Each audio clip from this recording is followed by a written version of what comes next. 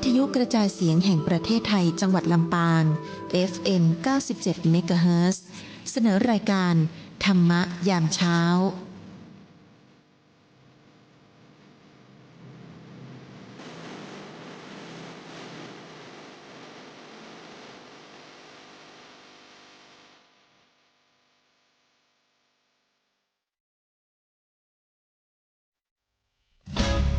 ปานาติปาตาเวรมณี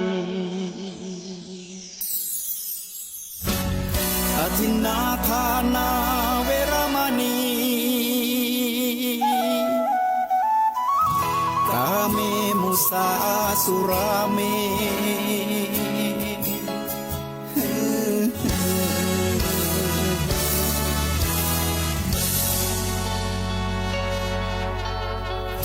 ศีลคือข้อห้ามธรรมคือข้อให้พุทธองค์ตรัสไว้ชี้ทางใจให้ภาคเพียรเบญจศีลเบญจธรรมท่องจำสมัยเราเป็นนักเรียนธรรมะไม่เคยแปรเปลี่ยนแต่เรายังจำได้มาทวงคำมันหมู่บ้านศีลห้าถือเป็นพันธะชาวพุทธทุกคน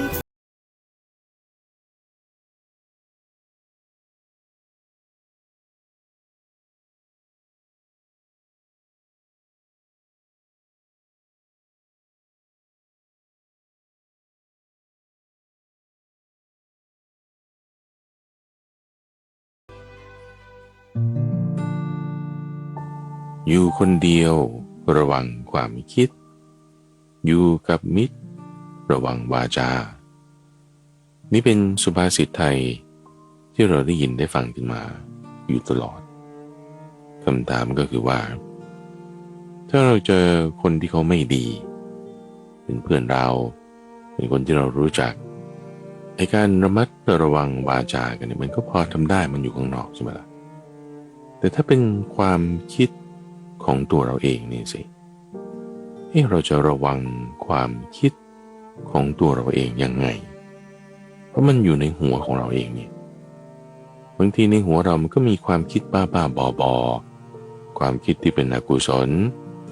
ความคิดที่ไม่ได้เป็นประโยชน์นำซ้ำบางครั้งยังเป็นโทษด้วยซ้ำโทษที่ทำให้เกิดความโลภความโกรธความหลงเราจะระวังความคิดนั้นยังไงวันนี้เราจะมาพูดประเด็นนี้กัน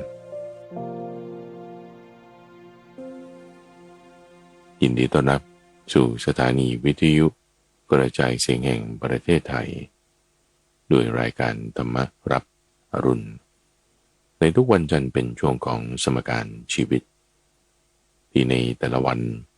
ข้าพเจ้ามาพบกับท่านผู้ฟังเป็นประจำทุกวันนำเรื่องราวที่มีความแตกต่างหลากหลายมาพูดคุยทำความเข้าใจรายการนี้จัดโดยมูลนิธิปัญญาภาวนาซึ่งมีข้าพเจ้าพระมหาไพบูลย์อาภีปุณโญเป็นผู้ดำเนินรายการโดยได้รับความร่วมมือการสนับสนุนจากทางกรมประชาสัมพันธ์ผ่านทางสถานีวิทยุกระจายเสียงแห่งประเทศไทยท่านผู้ฟังสามารถที่จะติดตามรับชมรับฟังได้ในเครือข่ายของกรมประชาสัมพันธ์ตามช่วงเวลาต่างๆหรือว่าในระบบพอดแคสต์ในเครื่องเล่นที่มีแอปพลิเคชันเสิร์ชหาจากคำว่าปัญญาภาวนาหรือไม่ก็สมการชีวิตหรือที่เว็บไซต์ของเราก็ได้เว็บไซต์ของมูลนิธิปัญญาภาวนา panya.org panya.org ในที่นั้นท่านสามารถที่จะทั้งรับฟังย้อนหลังอ่านข้อมูลประกอบมีการทำบทสรุปประสูตรที่เกี่ยวข้องยังรวมถึงว่าถ้าสงสัยในเรื่องใดๆต้องการจะแบ่งปันมีคอมเมนต์มีความเห็นก็ยังสามารถติดต่อกับทางรายการด้วยก็ได้ที่เว็บไซต์นั้น มีฟอร์มให้กรอกที่จะสอบถามคำถามหรือว่าแบ่งปันความคิดเห็นนอกจากนี้ยังมีช่องทางโซเชียลมีเดียทาง Facebook Fanpage YouTube Channel ที่จะมีทั้งคลิปสั้นๆที่เป็นไฮไลท์ของแต่ละตอนแต่ละเอพิโซดให้ท่านผู้ฟังได้เลือกว่าสนใจฟังตอนไหนก็ติดตามรับฟังรับชมติดต่อแสดงความเห็นสอบถามคำถามกันเข้ามาได้ในช่วงของสมการชีวิตทุกวันจันทร์นั้นเราก็จะแบ่งรายการของเราออกเป็น2 ส่วนด้วยกันในส่วนแรกนั้นเป็นช่วงของไต่ตามทางเป็นช่วงที่ท่านผู้ฟังได้แบ่งปันความเข้าใจความเห็นสถานการณ์ของตนเองที่ว่าเราเจอปัญหานี้แต่เราพอฟังธรรมะแล้วเกิดความเข้าใจในเรื่องนี้หรือว่ามีปัญหาที่ยังแก้ไม่ได้อย่างไรซึ่งถ้าท่านผู้ฟังได้ฟังเรื่องราวปัญหาของคนอื่นเนี่ยบางทีมันก็มีส่วนช่วยให้เรามีความคิดในบางประการว่ามันก็ไม่ใช่เราคนเดียวนะที่เจอปัญหาแบบนี้หรือว่าเพื่อนคนอื่นเราก็เจอเหมือนกันวิธีแก้เขาทำอย่างไรหรือถ้ายังแก้ไม่ได้ในสถานการณ์นี้ถ้าเราเจอเราจะแก้อย่างไรมันก็ทำให้เกิดประโยชน์กับผู้ฟังได้มันก็ทำให้เกิดประโยชน์กับท่านผู้ฟังท่านอื่นได้ในการที่แบ่งปันเรื่องราวของตัวเองกันก็มาซึ่งบุคคลที่ไปตามทางที่พระพุทธเจ้าเดินพานำไปก่อนแล้วคือไปตามทางนั่นแหละบางทีมันก็ต้องไต่ไปซึ่งบางทีมันจะมีอุปสรรคมาขวางไม่ให้เราไปตามทางที่มันจะดีที่มันจะเจริญตามพระพุทธเจ้าไปได้ตรงนี้ก็จึงเรียกว่าเป็นการไต่ตามไปไต่ไปค่อยๆประคับประคองไปจากนั้นในช่วงที่2ของรายการก็จะเป็นช่วงของปรับตัวแปรแก้สมการที่ข้าพเจ้าวันนี้จะนำเรื่องของการดูแลความคิดของตัวเราเองมาเป็นประเด็นเป็นตัวแปรที่เราจะต้องปรับนำธรรมะเข้ามาใช้เพราะว่าเวลาเราอยู่คนเดียวนะทุกฝั่งความคิดของตัวเราเองเนี่ยบางทีมันมาขัดขวางไม่ให้เราทำสิ่งที่มันจะเกิดประโยชน์ได้อย่างเต็มที่อย่างเช่นคนที่จะตื่นไปทำงานอย่างเงี้ยนะถึงเวลาตื่นแล้วก็ขอนอนแป๊บนึงน่าอีกนิดเดียวไม่เป็นไรนั่นไอ้ความคิดเนี้ยมันมาได้ไงมันก็จะมาเพื่อรักษาตัวเราให้เราอยู่สบายนั่นแหละแต่ว่ามันไม่เกิดประโยชน์นะจังหวะนั้นนะคุณต้องลุกขึ้นไปที่จ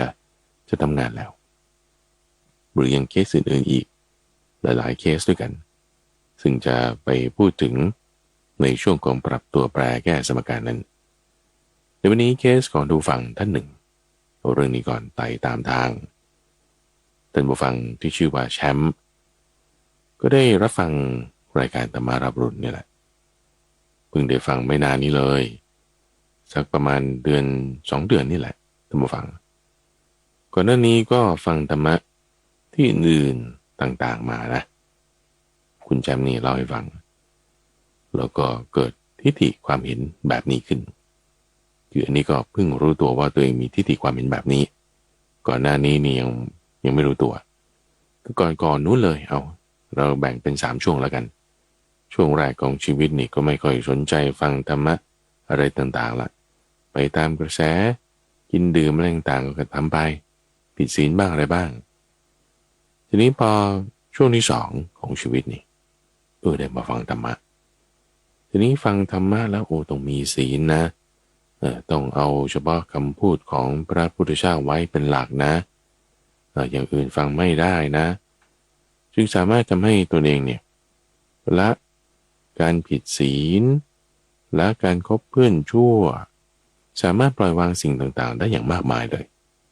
อันนี้เป็นช่วงที่2คุณแชมป์เล่าให้ฟังดีมากแต่มันยังมีทิฏฐิความเห็นตัวหนึ่งโดยที่รู้สึกเหมือนกับว่าตัวเองเนี่ยดีกว่าคนอื่นเก่งกว่าคนอื่นเนี่ยผิดไปหมด สังคมนี่โอ้ไม่ดีไม่ว่าจะเรื่องพระเครื่องเรื่องพระพุทธรูป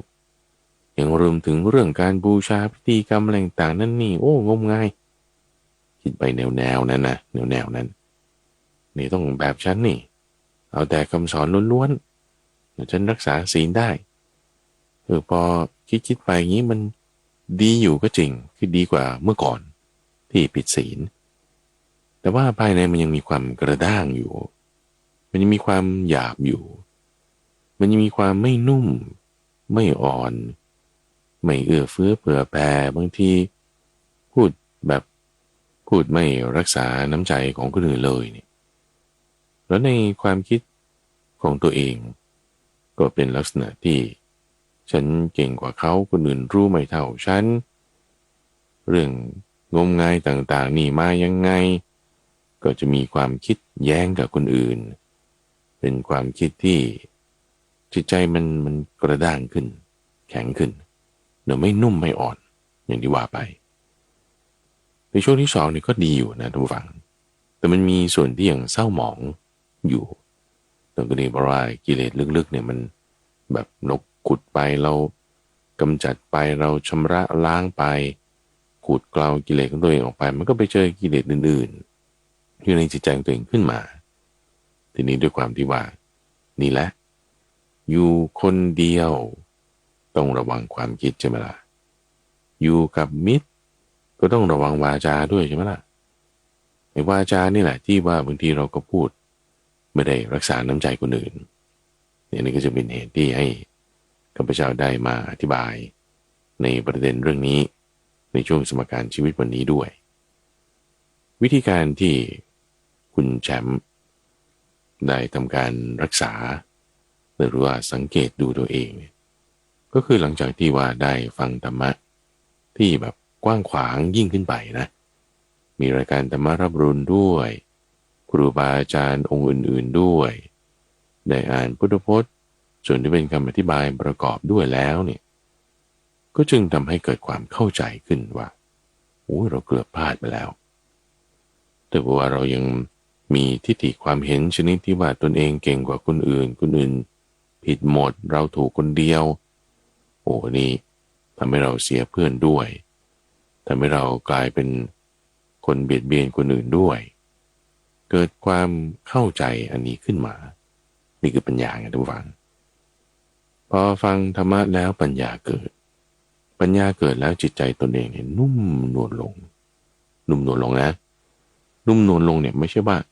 อ่อนงอให้เขาปู้ยี่ปู้ยำแต่ก็ไม่ใช่ว่าแข็งกระด้างแบบเก่าแต่นุ่มนวลอ่อนบอกในความที่จิตนั้นมีเมตตากรุณามีความเห็นอกเห็นใจมีปัญญาขึ้นมันก็เข้าใจสถานการณ์เข้าใจเรื่องราวว่าความเป็นมาของศาสนามันเป็นอย่างนี้เรื่องพระพุทธรูปเป็นอย่างนี้เรื่องคำสอนส่วนที่เป็นคำอธิบายเป็นอย่างนี้เพราะว่าประวัติศาสตร์พุทธศาสนาเนี่ยทุกฝังมันไม่ได้มีแค่แบบ100-200 ปีมานี่นะมัน 2,000 กว่าปีนู่นนะในช่วงเวลา 2,000 กว่าปีเนี่ยมันมีหลายอย่างเกิดขึ้นหลายอย่างทับซ้อนกันมาหลายอย่างเปลี่ยนแปลงไปในการเปลี่ยนแปลงทับซ้อนเกิดขึ้นเหล่านี้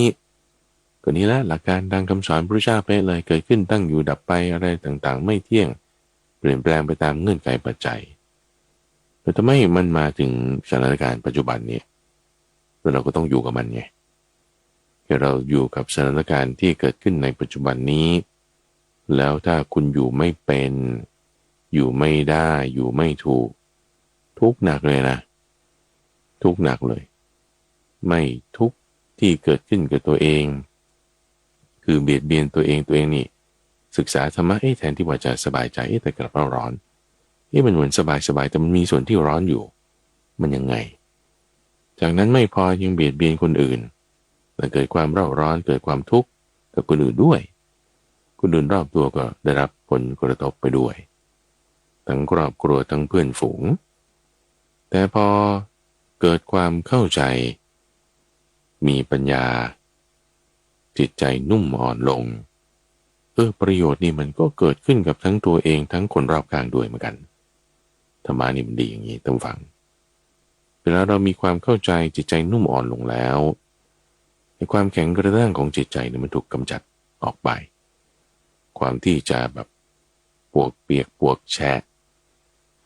ไม่รู้กับพระเจ้าเรียกถูกหรือเปล่าแต่ความที่มันจะแบบอ่อนไปตามกระแสก็ไม่เป็นอย่างนั้นมีความมั่นคงในธรรมะตามกระบวนการมรรคแปดจิตใจมีเมตตากรุณาด้วยตัวเองได้รับประโยชน์อันนี้คนรอบข้างมีคนในครอบครัวมีเพื่อนฝูงก็ได้รับกระแสแห่ง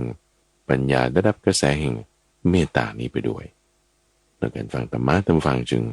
เกิดประโยชน์อย่างนี้นี่เองนี่คือเคสของคุณแชมป์เป็นลักษณะที่ว่าสังเกตตรวจสอบตัวเองด้วยว่าถึงแม้การฟังธรรมะแล้วก็ตามแต่มันอาจจะยังมีจุดที่เราพัฒนาปรับปรุงในภายในของตัวเราเองได้ซึ่งเป็นเคสที่ดีมากๆท่านผู้ฟังที่เกี่ยวข้องทั้งตนเองต้องระวังความคิดเกี่ยวข้องทั้งกับคนอื่นต้องระวังวาจาเกี่ยวข้องมาในทางคำสอนของพระพุทธเจ้ามีการเตือนตนด้วยตนทำให้เกิดประโยชน์ขึ้นกับทั้งสองฝ่ายท่านฟังต้องการจะแบ่งปันเคสแบบนี้ที่จะเกิดประโยชน์จะไม่ใช่เคสของตัวเองก็ได้นะอาจจะเป็นเคสของคนอื่นเป็นกรณีศึกษาที่เราเห็นมาแล้วนี่เกิดประโยชน์จริงๆยินดีที่จะรับฟังท่านผู้ฟังโดยส่งมาที่ LINE ก็ได้นะเดี๋ยวนี้เราก็มี LINE เป็น LINE Official Account ของมูลนิธิปัญญาภาวนาคือที่ LINE แอดปัญญา 84,000 มีตัวแอดแล้วก็ PANYA เลข 8 เลข 4 แล้วก็เลข 0 อีก 3 ตัวแอดปัญญา 84,000 เดี๋ยวเราพักฟังสิ่งที่น่าสนใจจากผู้สนับสนุนรายการสักครู่เดียวท่านผู้ฟังเราจะกลับมาในประเด็นที่ว่าเราจะระวังความคิดจะระมัดระวังจิตของตัวเราเองยังไงความคิดบางทีมันเป็นอันตรายกับตัวเราเองพักฟังสิ่งที่น่าสนใจจากผู้สนับสนุนรายการสักครู่เดียวเดี๋ยวกลับมา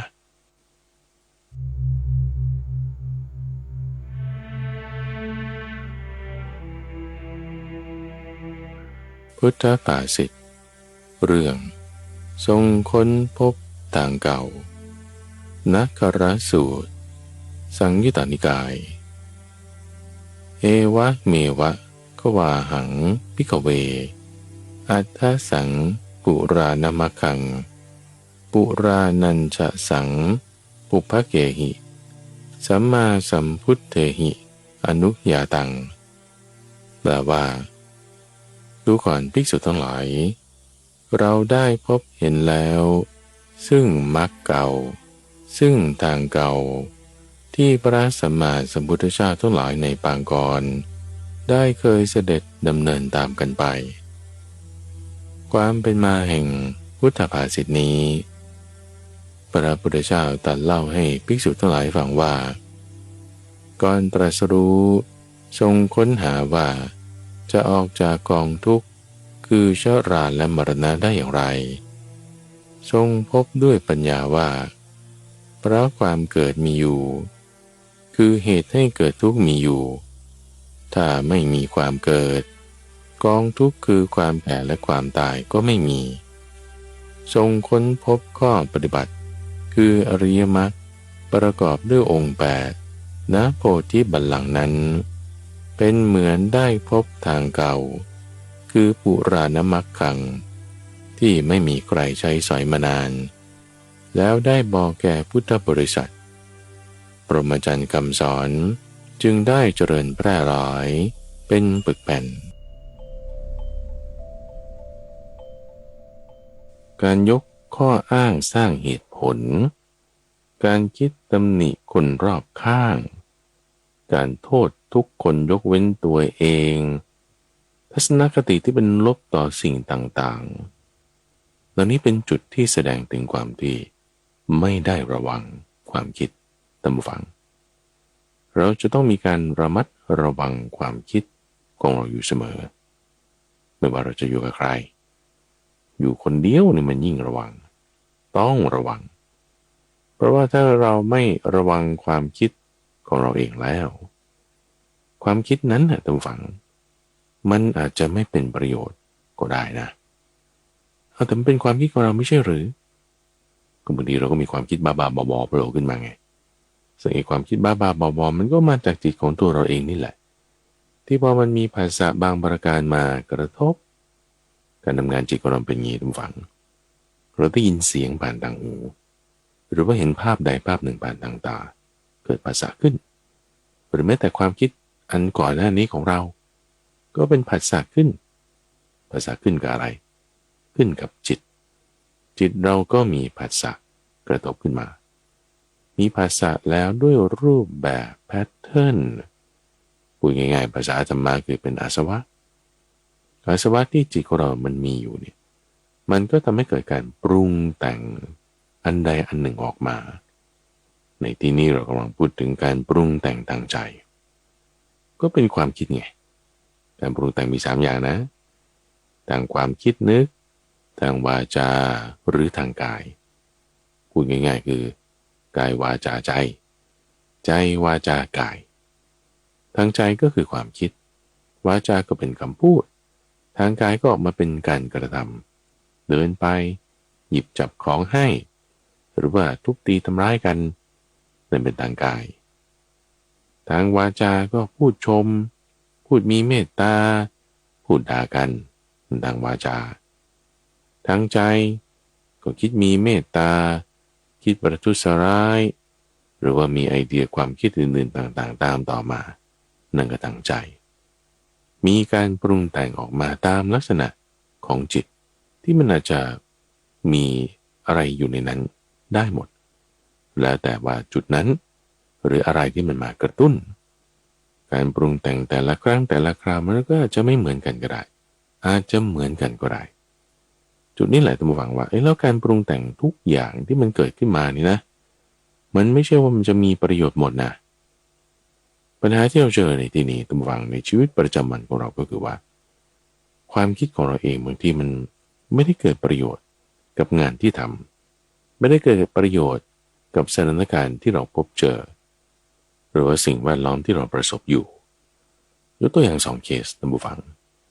เอาเด็กกับผู้ใหญ่ถ้าผู้ใหญ่เป้าหมาย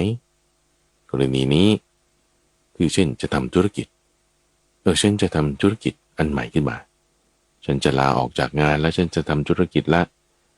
หรือว่าฉันจะไปสมัครงานที่ใหม่หรือฉันจะทำอะไรใหม่สักอย่างใดอย่างหนึ่ง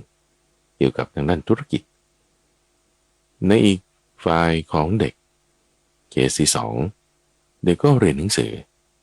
ฉันต้องสอบต้องเตรียมตัวในการที่จะเข้ามหาวิทยาลัยหรือสอบเข้า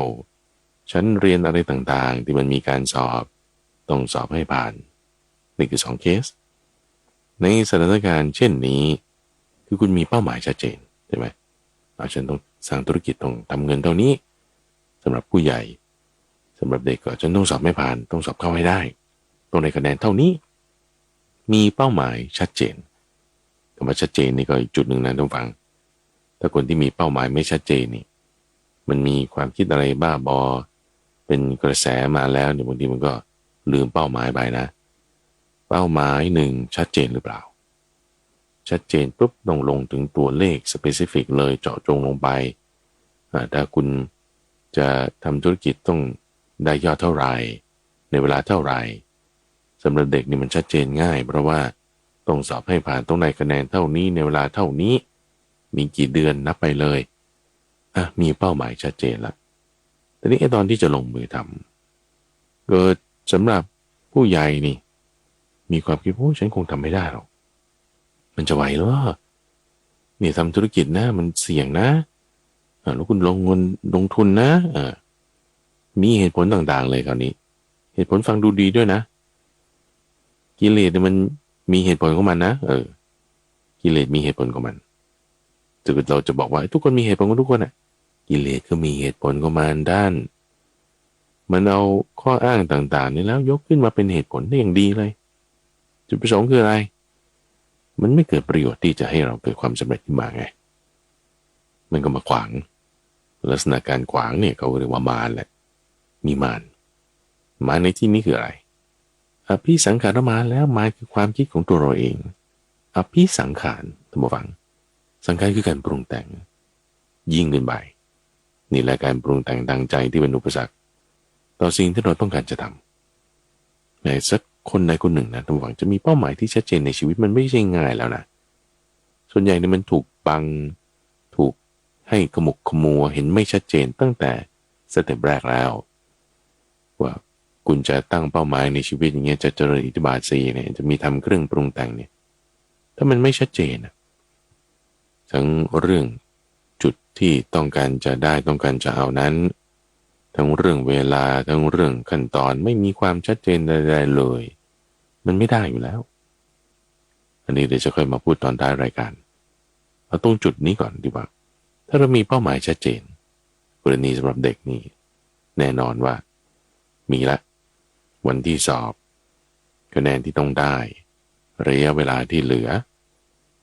ถ้ามีความคิดในกรณีของเด็กเช่นว่าโอ้ยเหนื่อยเหลือเกินง่วงเหลือเกินมันยากแท้ไม่เข้าใจอะไรเลยโอ้ยฉันความจำไม่ดีไม่เข้าใจทำไมอ่านแล้วก็ลืมนี่คือลักษณะความคิดที่มันเกิดขึ้นใช่ไหมซึ่งลืมเนี่ยหรือไม่เข้าใจเนี่ยอันนี้มันธรรมดาใช่ไหมล่ะเพราะมันเป็นเรื่องใหม่นะหรือคนต้องการลดน้ำหนักนี้เป็นต้นเพิ่มไปอีกเคสหนึ่งเป็นเคสที่3คุณมีเวลาชัดเจนแล้วภายใน6 เดือนภายในปีนี้เช่นปีนี้จะไปงานเนี่ยเลยเวลาอีก10 เดือนเนี่ยคุณจะใส่ชุดนี้ให้มันได้ฉันต้องลดน้ำหนักเท่านี้ฉันต้องลดน้ำหนัก8 กิโล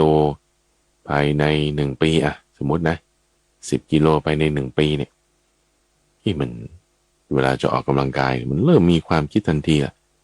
โอ้อันนี้ก็อยากกินนี่พูดถึงอาหารนะออกกำลังกายทำไมไปคิดเรื่องอาหารไม่คิดเรื่องอาหารก็ได้แต่ก็ไปคิดว่าโอ้เหนื่อยไม่ไหวทำแค่นี้พอดีกว่ามันพอแล้วแค่นี้ก็พอดีมีเหตุผลของมันนะกิเลสนี่มีเหตุผลที่ทำให้เราไม่ทำในที่ว่าคุณจะทำเนี่ยมันทำอะไรก่อนเพราะฉะนั้นความคิดของตัวเราเองในระหว่างมันจึงเป็นอันตรายแบบนี้นี่คือในหัวเราเองนะทุกฝังแต่เรากำลังพูดถึงว่าเสียงข้างนอกก็ได้เสียงข้างนอกเช่นถ้าเราเจอเพื่อนไม่ดีนะเจอเพื่อนไม่ดีหรือเจอคนโกงอย่างนี้เขารู้ว่าเราจะทำธุรกิจอาจจะแบบไม่ให้กำลังใจเราโอ้ยแกจะทำได้เหรอไม่สำเร็จหรอกก็อยู่แบบเดิมไปอย่างนี้แหละแบบเดิมนี่มันดีแล้วแบบระวังความเสี่ยงให้นี่มีเหตุผลของคนที่เป็นแบบนี้ก็ไม่นะนี่คือเสียงจากข้างนอกหรือโอ้ยหนูจำไม่ได้หรอกมันยากเกินไปคะแนนมันสูงก็จะพูดแบบนี้ก็ได้คนเสียงจากข้างนอกหรือเธอจะไปไหวได้ยังไงนี่สิกินนี่สินี่อร่อยนะสำหรับคนที่จะลดน้ำหนักเสียงจากข้างนอกเดี๋ยวบางทีเราพอควบคุมได้ไงว่าคุณก็อย่าไปเจอคนแบบนั้นสิคุณอย่าโทรไปหาเขาโทรมาเราก็ไม่รับหรือไม่ต้องไปเจอกันแต่เป็นญาติก็อยู่ห่างๆบางทีเราพอจะควบคุมได้นะพอได้นะจุดที่ไม่ได้อาจจะมีอย่างเช่นว่าแต่เป็นญาติสนิทกันต้องเจอกันอยู่เรื่อยหรือว่าเป็นคนในครอบครัวเป็นพ่อเป็นแม่เป็นพี่เป็นน้องเนี่ยบางทีมันหลีกเลี่ยงในการพบเจอไม่ได้นั่นเป็นบางเคสหรอกไอ้ที่มันยิ่งกว่านี่คือความคิดในหัวของตัวเราเองนี่แหละท่านผู้ฟังพูดเกริ่นมาเนี่ยซ้ำไปซ้ำมายกเคสประกอบด้วยต้องการให้ท่านผู้ฟังเข้าใจประเด็นนี้ว่าความคิดของตัวเราเองบางทีมันเป็นตัวที่ขัดขวางสิ่งที่เราต้องการทำต้องการให้สำเร็จต้องการพัฒนานั้นประเด็นคือเวลาเราทำอะไรที่เราไม่เคยทำไม่เป็นทำไม่ได้ยังไม่เคย มันจะมีการพัฒนาทักษะนั้นขึ้นมาทันทีเป็นเหมือนกล้ามเนื้อไงคนที่ไม่เคยทำสมาธิเป็นต้นแล้วจะทำสมาธิให้ได้มันไม่ได้หรอกท่านฟังเพราะมันยังไม่เคยทำให้ได้ใช่ไหมล่ะมันก็จะต้องมีอุปสรรคบ้างแน่เหมือนเล่นดนตรีเหมือนร้องเพลงเหมือนออกกำลังกายว่าในทักษะนั้นกีฬานั้นเราไม่เคยทำคนเล่นบาสเกตบอลเงี้ยเรานี้เป็นทักษะทั้งสิ้นเลยนะที่ว่าในการทำครั้งแรกเหมือนจะยังทำได้ไม่ดีแน่นอนทำสมาธิก็เหมือนกันนะฟุ้งซ่านนี่ทำไงจะขี่จักรยานนี้ลมนี่ทำยังไงจะเล่นบาสเกตบอลนี่ชูตไม่ลงนี่ทำยังไงมันจะมีความที่เป็นบทเรียนเป็นสิ่งที่เรายังผิดพลาดอยู่ตรงจุดนี้แหละที่ว่าถ้าเราพัฒนาทักษะขึ้นมาได้บางคนก็เร็วช้าไม่เท่ากันใช่ไหมล่ะบางคนมีพื้นฐานการทำสมาธิมาเจอความฟุ้งซ่านเจอความคิดบ้าบอให้เขาก้าวข้ามได้ดีทำสมาธิได้เร็วพัฒนาได้นี่มันจึงมีการพัฒนาถ้าเราทำอะไรที่เราไม่คุ้นเคยทำอะไรที่เราไม่เคยทำไม่ต้องพูดถึงชาติที่แล้วเอาชาตินี้มันต้องมีการพัฒนาทักษะแน่นอนตรงการพัฒนาเนี่ยทุกฝังการพัฒนามันจะอยู่ตรงไหนอุปสรรคมันต้องอยู่ตรงนั้นด้วยแน่นอนคือมันมาด้วยกันไงถ้าว่าวนี่ไม่มีลมต้านนะมันลอยขึ้นไม่ได้นะเครื่องบินที่เราบินไปต่างประเทศต่างจังหวัดนี่แหละถ้าไม่มีลมต้านนะมันไม่มีแรงโยกนะกล้ามเนื้อนี่นะถ้าไม่มีแรงต้านนะมันไม่แข็งแรงนะกระดูกเราด้วยนี่ก็เหมือนกันนะที่มันแข็งแรงขึ้นมาได้เพราะมันมีแรงต้านเนี่ยมันจึงมีส่วนที่ด้านที่มันแข็งด้านที่มันรับแรงออกแบบมาถ้าไม่มีตัวอะไรที่มันจะมาขยับเด้งหรือเขี่ยให้เราออกจากมรรคเนี่ยเราจะไปรู้ได้ไงว่าเราเดินตามมรรคได้ล่ะมันก็ต้องมีอะไรที่มันพยายามทำให้เราหลุดออกจากมรรคแล้วเรามีทักษะในการที่จะอยู่ไหมกำลังของเรามีไหมนี่แหละท่านผู้ฟังการพัฒนาอยู่ตรงไหนอุปสรรคมันต้องมีอยู่ตรงนั้นพระพุทธเจ้าเนี่ยจึงตรัสไว้บอกว่าจะรู้ถึงความสุขได้เนี่ยมันต้องผ่านทุกข์มาก่อนคนเราจะรู้ถึงสุขด้วยสุขไม่ได้หรอกต้องรู้ถึงสุขด้วยทุกข์สิใช่มันต้องเห็นส่วนที่ตรงข้ามกันเราต้องทำไม่ได้ก่อนสิเราถึงจะรู้ว่าไอ้ที่ทำได้มันเป็นยังไงใช่ไหมล่ะเราต้องผิดหวังก่อนแล้วเราถึงจะรู้ว่าไอ้ที่สำเร็จมันเป็นยังไงมันมาคู่กันน่ะการพัฒนากับอุปสรรคนี่สิ่งขวางทีนี้ความหวังคาดหวังจะเรียกว่าความคาดหวังลมๆแรงๆก็ได้นะบอกว่าโอ้ถ้าฉันจะสำเร็จอะไรสักอย่างใดอย่างหนึ่งมันต้องราบรื่นเรียบร้อยไม่มีอุปสรรคพระโถเข้าใจอะไรผิดหรือเปล่าอย่าเข้าใจผิดนะมันมาด้วยกันนะถ้าเราจะปรารถนาว่าจะทำสิ่งอะไรอย่างใดอย่างหนึ่งให้มันสำเร็จราบรื่นง่ายๆถูกหวยสิมันคือวิธีการของคนที่เขามีความคิดแบบนี้ก็จะทำกันก็จะพึ่งพระเจ้าไงขอให้สิ่งใดสิ่งหนึ่งบันดาลเกิดขึ้นง่ายๆเพียงปึ้งเกิดเลยทันทีนั่นแล้วยิ่งงมงายปัญญาไม่เกิดแต่เวลาที่เราจะทำสิ่งใดสิ่งหนึ่งให้เกิดความสำเร็จขึ้นมาได้นะทุกฟังมันเป็นทักษะใช่ไหมสิ่งที่เราควรจะปรารถนาแทนที่ว่าจะอะไรให้มันง่ายๆเรียบร้อยเนี่ยไม่ใช่เราควรจะปรารถนาทักษะปรารถนาความรู้ปรารถนาสกิลทักษะความรู้ความเข้าใจในเรื่องนั้นๆให้เกิดขึ้นกับเราได้อย่างรวดเร็วอย่างง่ายได้นะง่ายอยู่แต่สามารถพัฒนาทักษะนั้นให้ง่ายยกตัวอย่างเช่นบุคคลที่ก็มีพรสวรรค์ทางด้านดนตรีหรือทางด้านกีฬาอย่างนี้ไม่ใช่ว่าเขาไม่มีอุปสรรคในการเล่นดนตรีนั้นหรือกีฬานั้นหรือแม้คนที่มีทักษะมีพรสวรรค์ทางด้านการเรียนที่มันจำอะไรได้ง่ายแท้หรือคนที่มีทักษะมีพรสวรรค์ด้านทางธุรกิจที่ทำไมจับอะไรเขาก็ดูเหมือนประสบความสำเร็จไปหมดไม่ใช่ว่าเขาไม่มีอุปสรรคเหมือนเราหรือไม่ใช่ว่าเขาจะ ไม่เจอสถานการณ์แบบเดียวกับเรา หรือไม่ใช่ว่าเขาจะมีทักษะอะไรที่มันสูงพิเศษกว่าใช่อยู่คนมีพรสวรรค์เนี่ยการพัฒนาแต่เขามีความรวดเร็วไงไม่ใช่ว่าเขาไม่เจออุปสรรคทุกฝั่งเจอเหมือนกันแต่ก้าวข้ามได้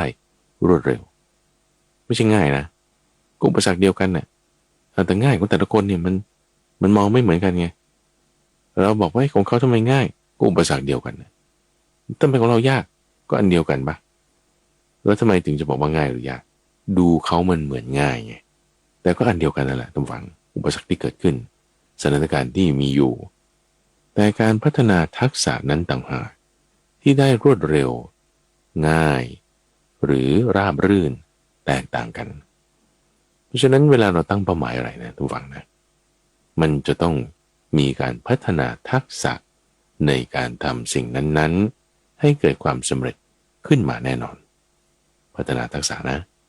จุดที่เป็นการพัฒนานี่แหละท่านผู้ฟังพระพุทธเจ้าใช้คำว่าภาวนาคือการพัฒนาซึ่งเป็นคำเดียวกันกับเรื่องของมรรคเลยพัฒนาให้เราอยู่ในทาง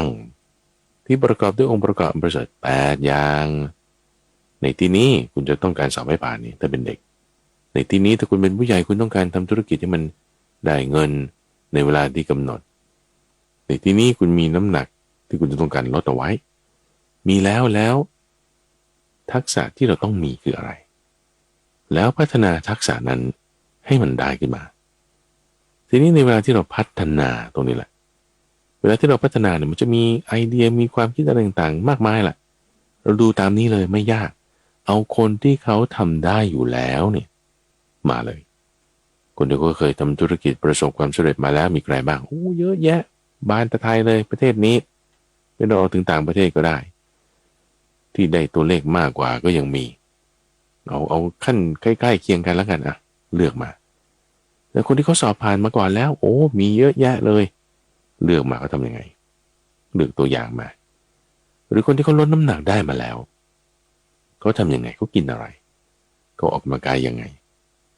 เลือกมาเขามีวิธีการของเขาอยู่แล้วใช่ไหมล่ะเราเอาวิธีการนั้นนะมาทำมันไม่ยากลักษณะการเลือกเอาวิธีการที่เขาทำสำเร็จมาแล้วเอามาใช้เป็นแผนการพัฒนาของตัวเราเนี่ยเขาเรียกว่าการกระทำโดยแยบคายการกระทำโดยแยบคายพระพุทธเจ้าเปรียบเทียบไว้เหมือนกับว่าคนที่ต้องการนมคุณจะเอานมใช่ไหมล่ะคนหนึ่งเขาก็เลยถือเอาคุถังนี่เข้าไปในโรงเลี้ยงโคในโรงเลี้ยงโคนั้นก็มีแม่โคลูกอ่อนที่เพิ่งคลอดลูกออกมาเขาก็ไปรีดเอาจากเต้านมของแม่โครีดออกมาก็ได้นมเลยใช่ไหมล่ะการกระทำแบบนี้เรียกว่ากระทำโดยแยบคายเขาต้องมีทั้งโรงเลี้ยงโคมีทั้งโคที่ต้องให้มันตกลูกมีทั้งกระบวนการรีดรายละเอียดพวกนี้ต้องมีหมดนะนี่ก็เรียกว่าการกระทำโดยแยบคายส่วนอีกคนหนึ่งเนี่ยเขาก็เห็นว่าคนนี้ก็ได้นมมาได้ไงเนี่ยเขาไปที่โรงเลี้ยงโคเขาได้นมออกมาเอาบ้างก็เลยถือคุถังทำแบบเขาเลยแต่งตัวเหมือนกันเลยเข้าไปในโรงเลี้ยงโคเลยก็ไปเสร็จแล้วเห็นวัวหลายตัวละเอามาสักตัวหนึ่งแล้วกันนะเอาตัวนี้แหละมันมีเขาดีก็เลยไปลองจับที่เขามันเพื่อที่จะเอานมจากตรงเขาโอ้ยไม่ถูกมันขวิดให้ได้น้ำลายมันก็ยังดีแล้วมันไม่ได้นมหรอกท่านผู้ฟังถ้าทำอย่างนั้นน่ะทำโดยไม่แยบคายไงพอทำโดยไม่แยบคายมันก็ไม่ได้หรือคนเขาต้องการเอานมนั้นมาทำเป็นเนยเขาก็เลยใส่สารหมักลงไปพวกเปรียงพวกเป็นจุลินทรีย์บางประเภทนี่ใส่ลงไปเสร็จแล้วก็กวนปั่นออกมาพอมันแข็งขึ้น solidify ขึ้นมันก็เป็นเนยออกมาใช่ไหมอีกคนหนึ่งก็ไม่เข้าใจว่าก็ใส่ผงอะไรลงไปในน้ำอะไรเอาน้ำเปล่าเนี่ยนะมาใช้คิดว่าจะทำให้เหมือนกันคนแรกเขาก็ทำโดยแยบคายไอ้คนที่สองเนี่ยทำโดยไม่แยบคายดันเอาน้ำเปล่ามาใช้มันก็ไม่เป็นเนยพระพุทธเจ้ายังยกตัวอย่างอีกว่าถ้าคุณต้องการน้ำมันที่ทำมาจากงาแต่ดันเอาทรายนี่เห็นเป็นเยื่อเป็นผงอะไรที่เป็นสีน้ำตาล อุ้ยมันทรายที่ไหนเขาเอางาบดแล้วเอางาที่บดนี่แล้วก็มาใส่ในโม่แล้วก็โม่ไปมันก็จึงเป็นน้ำมันออกมาพรมน้ำลงไปด้วยนะไม่งั้นมันจะติดอีกคนหนึ่งไม่เข้าใจคิดว่าเอาทรายมาปั่นโม่พรมน้ำใส่มันจะไม่ได้น้ำมันที่ไหนเพราะทำโดยไม่แยบคายใช่ไหมไอ้กระบวนการการทำที่ว่าต้องแยบคายหรือไม่แยบคายนี้ต่างหากท่านผู้ฟังที่สำคัญต่อเป้าหมายที่เราต้องการไม่ว่าคุณต้องการจะลดน้ำหนักคุณต้องการจะทำธุรกิจหรือคุณต้องการจะสอบให้ผ่านจะคิดว่าทำได้หรือทำไม่ได้ไม่มีปัญหาบางทีมันมีความคิดในหัวของเรานะท่านผู้ฟังว่าโอ้ยฉันทำไม่ได้หรอกคุณทำไม่สำเร็จหรอกมันเสี่ยงนะกลัวนั่นนี่ไอ้ความคิดเนี่ยมันได้1,800,000เลยบางคนก็จะมีความกลัวขึ้นนำโอ้ยกลัวผิดหวังกลัวพลาดบางคนก็จะคิดว่าฉันต้องทำได้สิมีความมั่นใจคือไม่ว่าจะมั่นใจว่าทำได้หรือจะไม่มั่นใจว่าทำได้ถ้าไม่ทำนะมันไม่ได้อยู่แล้วใช่ปะแล้วถ้าทำที่ว่าทำเนี่ยต้องทำโดยแยบคายด้วยนะถ้าทำโดยไม่แยบคายมันก็ไม่ได้อยู่แล้วใช่ปะต่อให้เราคิดว่าเราจะทำได้หรือเราจะทำไม่ได้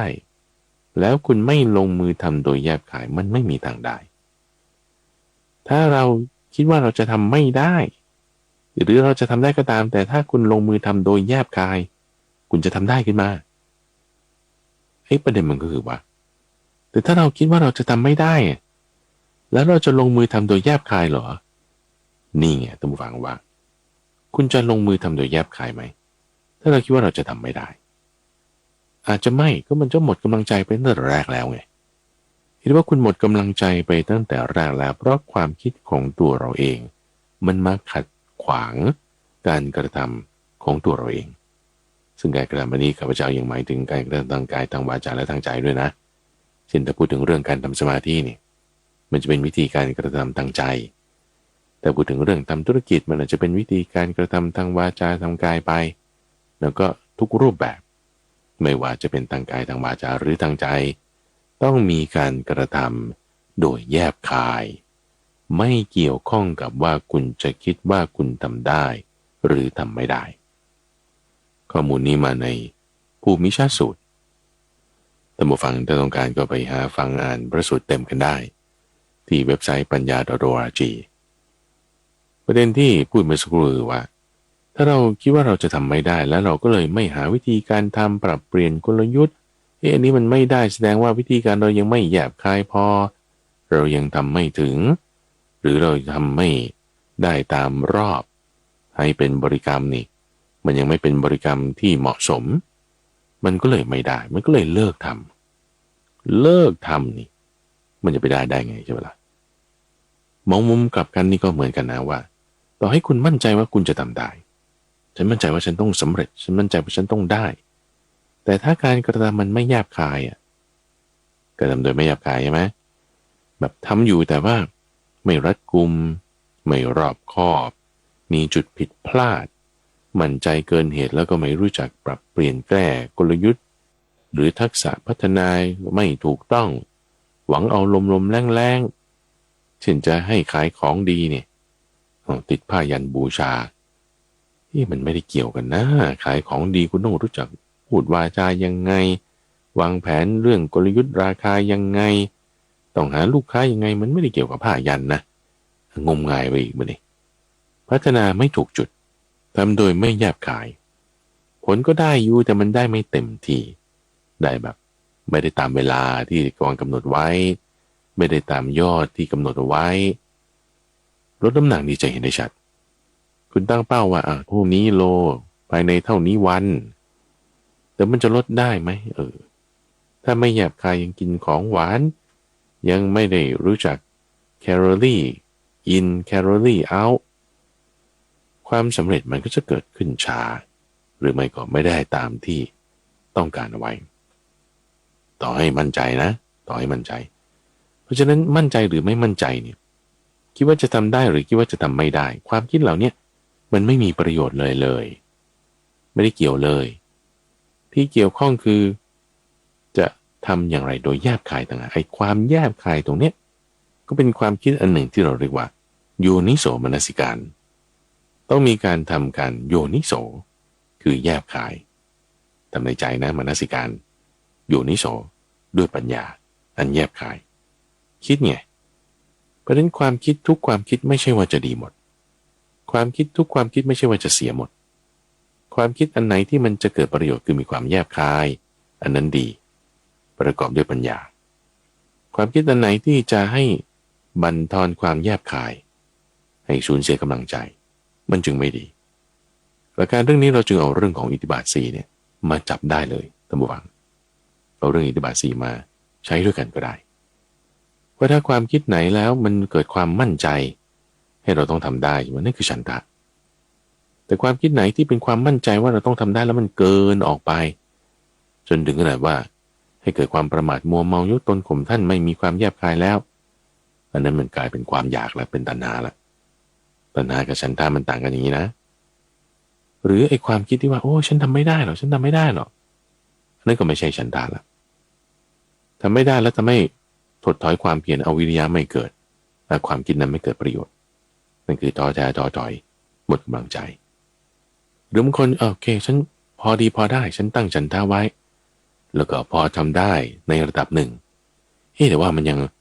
ไม่ได้แบบได้เต็มที่นะในทักษะที่มี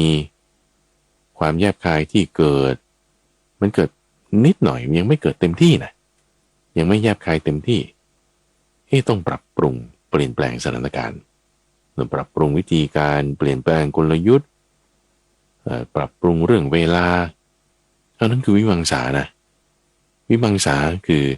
การพัฒนาปรับปรุงต้องใช้ความเพียรต้องกำจัดสิ่งที่เป็นอกุศลเนี่ยวิริยะเนี่ยคือการกำจัดสิ่งที่เป็นอกุศลที่มันไม่ได้จะเกิดประโยชน์กับเรื่องนี้ออกไปการพัฒนาสิ่งที่จะเป็นกุศลที่จะเป็นประโยชน์เกิดขึ้นให้มันมีขึ้นมานั่นคือความเพียรวิริยะการที่เราแบบว่าใส่ใจเป้าหมายมันเป็นอย่างนี้การที่เราคิดถึงเป้าหมายใส่ใจอยู่เรื่อยๆนั่นคือจิตตะจิตตะจริงๆแล้วตรงฝั่งมันเป็นอีกเทคนิคหนึ่งที่จะเหมือนกับว่าเป็นการเหนี่ยวนำก็ได้นะเราจะพูดคำนี้ดีกว่าเป็นการเหนี่ยวนำความสำเร็จที่ต้องการให้เกิดขึ้นมาจิตตะนี่คือการใส่ใจในถึงเป้าหมายที่เราต้องการทำให้สำเร็จนั้นพอเราตั้งใจว่าโอเคคุณจะลดน้ำหนักเป็นต้นเนี่ยจุดที่เราลดน้ำหนักได้แล้วร่างกายของเรามีกายเบาแล้วมีความกระปรี้กระเป๋ามีกำลังพลังแล้วลักษณะจิตเป็นอย่างไรตั้งจิตแบบนั้นเอาไว้คือทำให้เราเห็นเป้าหมายชัดเจนแล้วก็กระบวนการวิธีการมันจะค่อยปรากฏขึ้นเป็นวิมังสาให้เรามีการพัฒนาไปนั่นจึงไล่เรียงมาเป็นฉันทะวิริยะจิตตะวิมังสาหรือถ้าเปรียบเทียบกับการทำธุรกิจอย่างนี้เป็นต้นคุณทำธุรกิจสมมุติประสบความสำเร็จแล้วได้ตามเป้าหมายในเวลาที่ต้องการแล้วทักษะอะไรที่เรามีในจุดนั้นสภาวะอารมณ์เป็นอย่างไรสภาวะจิตเป็นอย่างไรเราตั้งจิตเราไว้ตรงนั้นเนี่ยเราจะเห็นทางที่ให้เกิดการพัฒนาว่าวิมังสาเราต้องทำอะไรต้องมีการพัฒนาไปแนวไหนทักษะอะไรที่เราต้องทำให้เกิดหรือเด็กที่เขาเรียนหนังสือจบแล้วอย่างนี้นะสอบผ่านแล้วเนี่ยถึงคุณต้องการสอบเข้ามหาวิทยาลัยนี้ต้องใช้คะแนนเท่านี้ในเวลาเท่านี้เอานึกถึงตอนที่เราสอบติดแล้วเป็นเรื่องจิตตานะสอบติดแล้วโอ้โหเรามีความรู้เรื่องนี้แล้วมีความรู้นี้ทำข้อสอบนี้ได้คะแนนเท่านี้อย่างนี้จิตใจเรามีสภาวะเป็นอย่างนี้อารมณ์เป็นอย่างนี้ตั้งไว้ตรงนั้นปุ๊บนี่มันจะเกิดการเหนี่ยวนำทักษะที่คุณต้องทำให้มันได้นั้นขึ้นมาทักษะความรู้ความเข้าใจเราเห็นทางแล้วว่าถ้าเราไปถึงจุดนั้นแล้วนี่คือจุดที่เราต้องผ่านมานั่นคือวิมังสาที่เกี่ยวข้องกันกับจิตตะแล้วให้เกิดการพัฒนาในจุดที่เรายังบกพร่องอยู่ได้พอเราเอาเรื่องอิทธิบาท4มาจับในการงานที่เราจะต้องทำมันจึงเป็นตัวที่จะระมัดระวังความคิดของเราได้เพราะฉะนั้นคนเราในบางฝั่งมันต้องมีทำเครื่องปรุงแต่งท่านผู้ฟังเคยฟังข่าวเกี่ยวกับเรื่องที่ว่าข้าราชการเนี่ยนะพอเกษียณแล้วเนี่ยมีชีวิตอยู่ไม่นาน หลังจากเกษียณเพราะว่าไม่ได้มีงานทำแล้ว หัวโขนอะไรต่างๆที่เขาใส่ให้นี่มันถูกถอดออกหมดแล้วเพื่อนฝูงอะไรต่างๆก็ไม่ครบแล้วทำให้ชีวิตนี่มันเหมือนกับสังกตายไปไม่มีเป้าหมายไม่รู้จะทำอะไรทำให้มันมีความเศร้าหมองในปัจจุบันนี้เขามีทักษะที่เรียกว่าอิคิไกนะอิคิไกเป็นคอนเซปต์ของคนญี่ปุ่นที่มีต้นกำเนิดมาจากเมืองโอกินาวาหมายถึงจุดประสงค์การมีอยู่ของชีวิตของตนเองซึ่งก็จะมาสอดคล้องกับหลักเรื่องของอิทธิบาท4นี่แหละเราต้องมีทำเครื่องปรุงแต่งเราจะอายุ70-80มันต้องมีทำเครื่องปรุงแต่งที่ให้ชีวิตของเราเนี่ยตั้งอยู่ได้เป็นคนที่สำหรับช่วงต้นช่วงกลางช่วงปลายของชีวิตมันก็จะไม่เหมือนกันช่วงต้นนี่ก็จะเรื่องเรียนหนังสือหาความรู้พัฒนาทักษะต่างๆได้เรียนรู้เป้าหมายของตนเองช่วงกลางนี่พอเริ่มรู้เป้าหมายว่าตัวเองต้องการอะไรในแนวไหนแล้วก็เริ่มเจาะจงลงมาละว่าทำธุรกิจอันนี้หรือมีตำแหน่งหน้าที่นี้ช่วงบั้นปลายก็เป็นการพัฒนาจิตใจละว่าทำไงให้จิตใจเรามีเมตตามีกรุณามีการปล่อยวางทำความเข้าใจในธรรมคำสอนของพระพุทธเจ้าได้ลึกซึ้งมากยิ่งขึ้นในหัวข้อบทแห่งธรรมต่างๆฝึกสวดมนต์บ้างฝึกทำอะไรบ้างแต่ละช่วงวัยของชีวิตก็มีเป้าหมายมีทำเครื่องปรุงแต่งไม่เหมือนกันระวังความคิดเนี่ยท่านผู้ฟังระมัดระวังอย่างนี้ระวังความคิดนี่มันต้องระวังทั้งสองด้านอย่างนี้ซ้ำอีกครั้งหนึ่งนะด้านที่คิดว่าจะไม่สำเร็จด้านที่คิดว่าจะให้เป็นลบเป็นทัศนคติที่ไม่ดีเช่นการไม่มีเป้าหมายในชีวิตไม่รู้ว่าทำเครื่องปรุงแต่งคืออะไรการที่ขาดทัศนคติที่เป็นบวกมีแต่ความคิดที่เป็นลบเป็นมิจฉาสังกัปปะมีความกลัวมีความขี้เกียจโทษคนอื่นยกเว้นตัวเองเอาข้ออ้างมาเป็นเหตุผลต่างๆนั่นนี่อันนี้เป็นสิ่งที่เป็นความคิดทางด้านลบไม่ดีไม่เอานี่คือลบแบบไม่ได้แล้วลบแบบที่ว่าจะได้ความคิดลบแบบทางด้านที่ว่าฉันต้องได้ฉันต้องได้ยกตนข่มท่านคิดว่าตัวเองเก่งไม่ฟังความคิดเห็นของใครๆมีทิฏฐิมานะนี่ก็เป็นความคิดทางด้านลบที่คิดว่าตัวเองจะต้องได้แต่ให้เอาหลักเรื่องทางสายกลางในที่นี้หมายถึงเจาะจงลงมาที่อิทธิบาท4ต้องมีฉันทะวิริยะจิตตวิมังสาเพื่ออะไรเพื่อพัฒนาวิธีการโดยแยบคายเราต้องการวิธีการอันแยบคายที่จะให้เป้าหมายนั้นเกิดความสำเร็จขึ้นมาเป้าหมายในที่นี้คือทำเครื่องปรุงแต่งมีอิทธิบาท4คือฉันทะวิริยะจิตตวิมังสาหนุนขึ้นพัฒนาวิธีการโดยแยบคายนั้นคิดว่าจะได้หรือจะไม่ได้ไม่มีปัญหาลงมือทำเลยลงมือทำมันก็จะได้ขึ้นมาถ้าไม่ลงมือทำตามวิธีการอันแยบคายนั้นมันก็ไม่ได้ขึ้นมาแล้วแต่ละคนท่านผู้ฟังมีเส้นทางของตนเองคำว่ามีเส้นทางของตนเองนั้นโดยรวมๆมันก็อยู่ในมรรค8นี่แหละนะแต่ว่ามันจะมีแนวสถานการณ์หรือความแตกต่างที่ไม่มีใครเหมือนไม่เหมือนใครมีของตนอยู่เสมอท่านผู้ฟังคนที่เป็นข้าราชการจะทำสิ่งนี้มันก็จะไม่เหมือนกับคนที่มีงานประจำโดยเป็นเอกชนทำแบบนี้หรือคนที่มีงานเอกชนแล้วเป็นแม่เลี้ยงเดี่ยวหรือไม่มีครอบครัวเขาก็เป็นอีกแนวหนึ่งมันจะมีตัวแปรที่จะแตกต่างกันไปเสมอในที่นี้ท่านผู้ฟังเราจึงต้องมีการปรับตัวแปรไงปรับตัวแปรตามแนวทางของมรรคแปดปรับตัวแปรตามแนวทางของธรรมะว่าในสถานการณ์ที่เราอยู่เนี่ยเราจะตั้งเป้าหมายอะไรในชีวิตถ้าคุณไม่มีความหมายในการดำเนินชีวิตภาษาญี่ปุ่นก็เรียกอิคิไกนะภาษาไทยเราก็เรียกอิทธิบาท4นี่แหละชีวิตมันก็มีอยู่อย่างไม่มีจุดหมายมันก็จะทำให้เราวันตายไปเฉยแต่ว่าถ้าเรามีอิทธิบาท ในเรื่องใดเรื่องหนึ่งยกขึ้นมาเลย ไม่ว่าเรื่องนั้นมันจะยิ่งใหญ่มหาศาลหรือเล็กนิดหน่อยเอาลองทำดูง่ายๆเช่นเรียนภาษาใหม่ลดน้ำหนักลดfat percentage ในร่างกายพัฒนาความแข็งแรงจุดนี้ได้หมดอะทางร่างกายก็ส่วนหนึ่งทางทักษะความคิดนึกสมองก็ส่วนหนึ่งทางจิตวิญญาณก็อีกส่วนหนึ่งหรือบางคนจะเอาเรื่องการทำประโยชน์เพื่อสังคมเรื่องของการเอื้อเฟื้อเผื่อแผ่เป็นจิตอาสานั่นก็ได้เหมือนกันเอาขึ้นมาทำเลยท่านผู้ฟังเอามาใช้งานเพื่อพัฒนาจิตของเราระวังความคิดได้มิตรเดินตามทางมีนิพพานเป็นที่สุดจบได้ท่านผู้ฟังในช่วงของสมการชีวิตวันนี้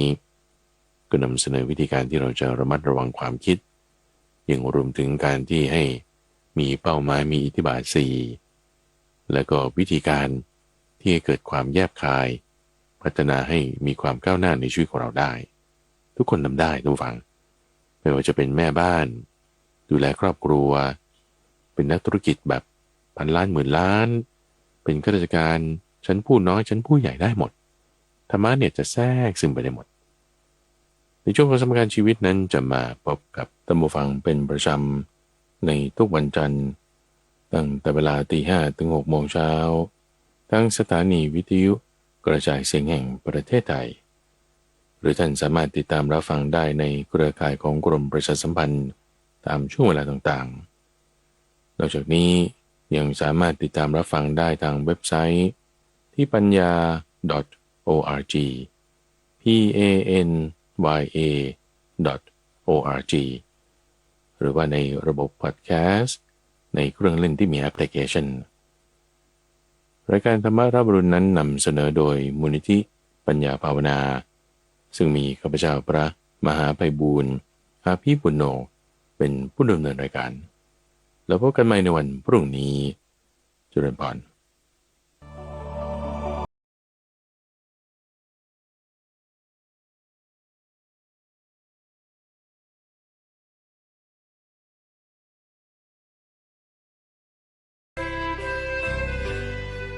ติดตามรับฟังรายการธรรมรับอรุณได้เป็นประจำทุกวันทางสถานี